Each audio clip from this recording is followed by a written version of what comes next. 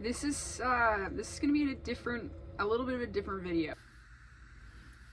This is one of the hardest videos I've ever had to edit and put on the internet, because I want it to be impactful and I want there to be a good message. I contacted Hendrix's vet and they informed me he should go see an emergency veterinarian as soon as possible. Some of you may have watched the interview that I did with Forrest. My dog Hendrix passed away. So I want to talk about grief.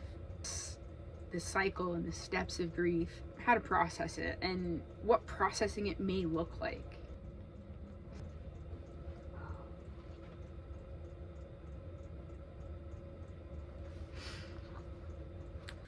Grief is such a big thing that I think that people hide from and run from. There's not enough conversation about it. I want to continue the conversation.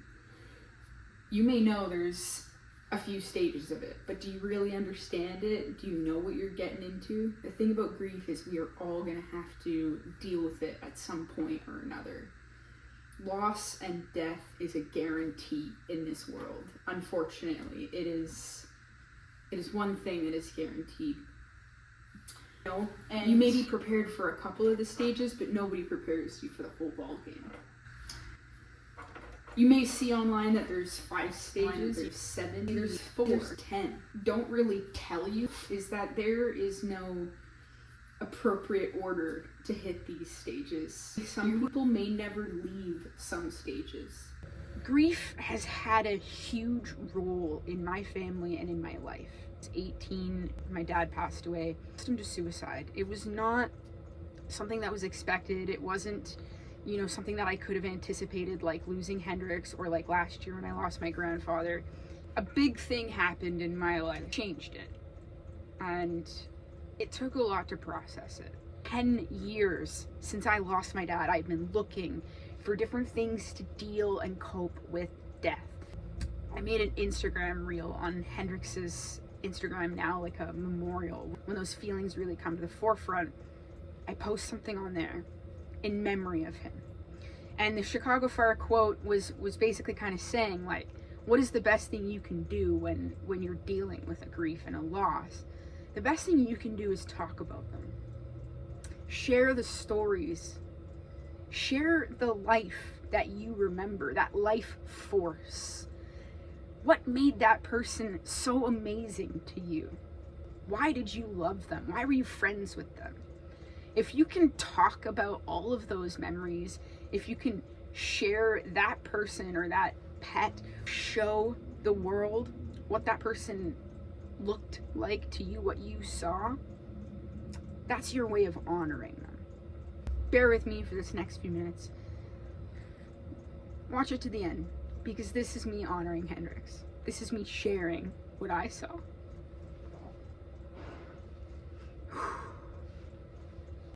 He was my best buddy. He was a big part of the reason that I started van life and this whole journey. It was because of him. And it was his time. He was 10 or 11 years old. He lived a really good life.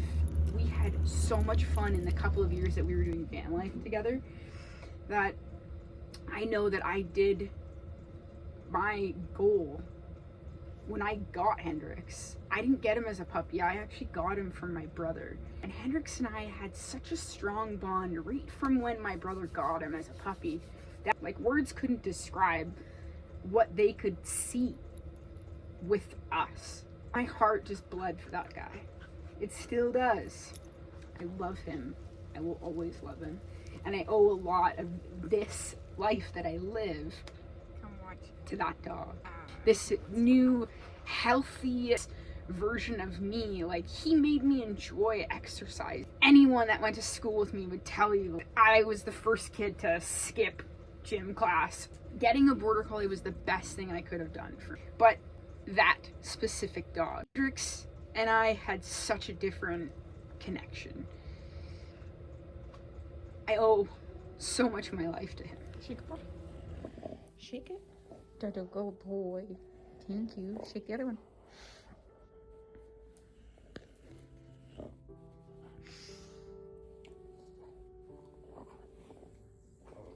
That's okay.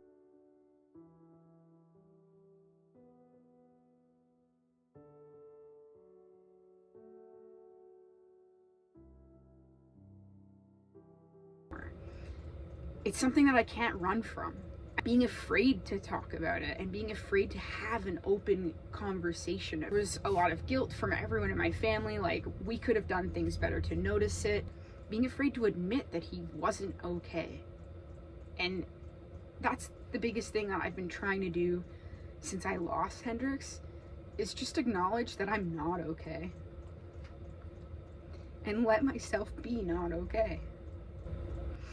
I don't want to cry on camera, but at the same time, why? Like, because I was taught that it wasn't okay. I was taught to be embarrassed. But something happened, and it generally makes me feel. I have feelings, and guess what? That's part of the human condition. I don't want to bottle my feelings anymore, and I don't want to bottle who I am anymore. Losing my dog, it hit me harder than losing my dad and losing my grandpa and losing anyone else in the past. We have to understand, there is no end to it. When you lose someone, you're dealing with that loss and that feeling of loss for the rest of your waking life.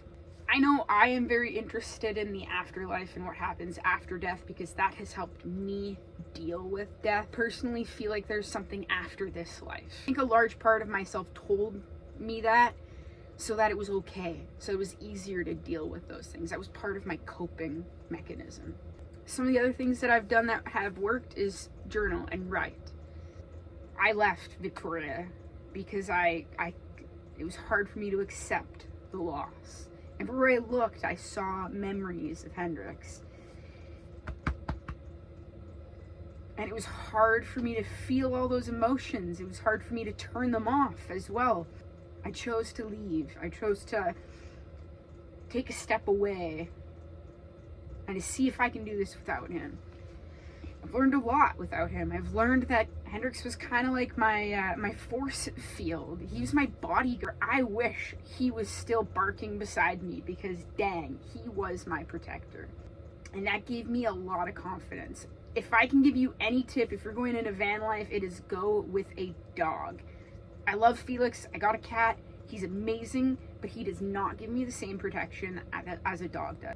Hendrix, he protected me and I felt confident and strong with him by my side. If you're alone, if you're solo, if you're a female, get a dog. Don't worry about the small space. You'll figure that out. Trust me. You're gonna have fun at the dog panel though, right? Yeah. Always miss him. And that's the truth about grief.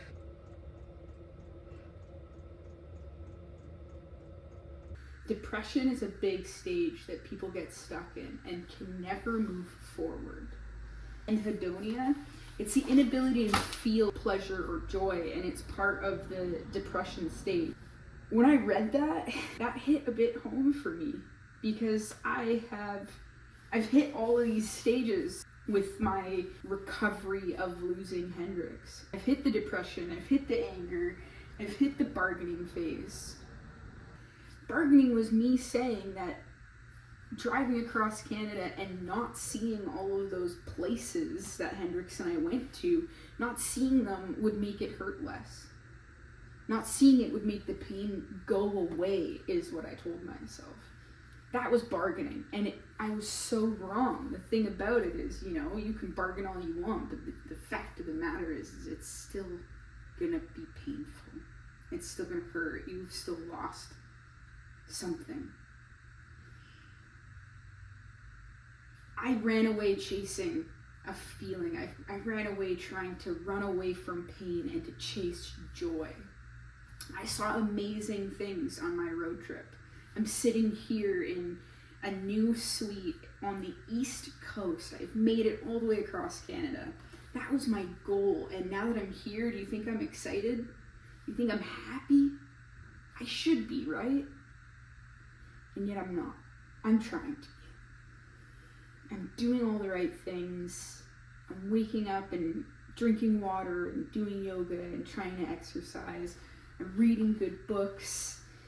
I've got a cat for support.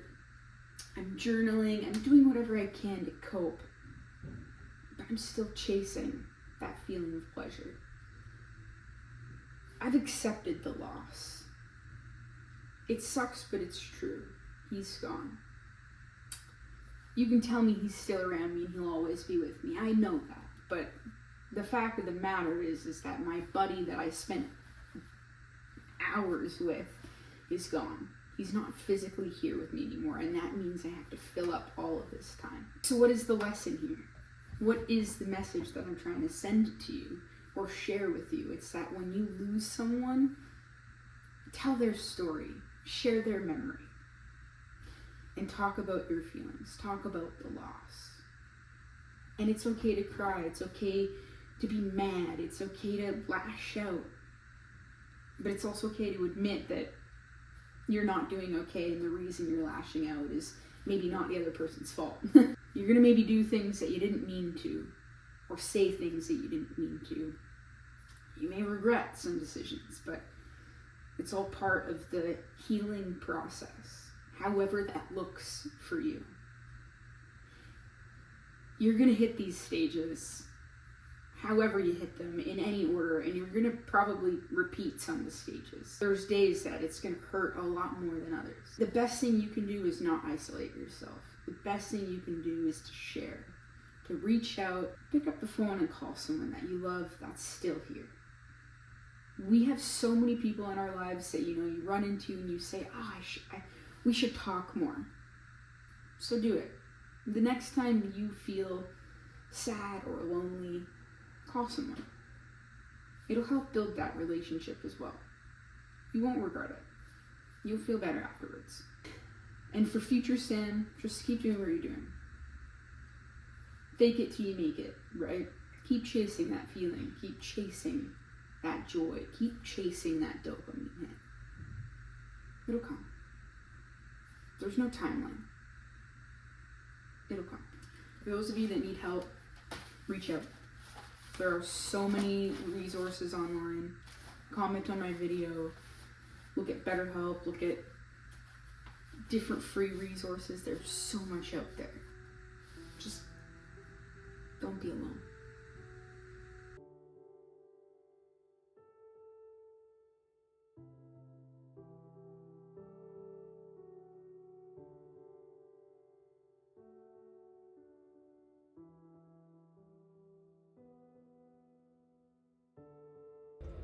We saved each other.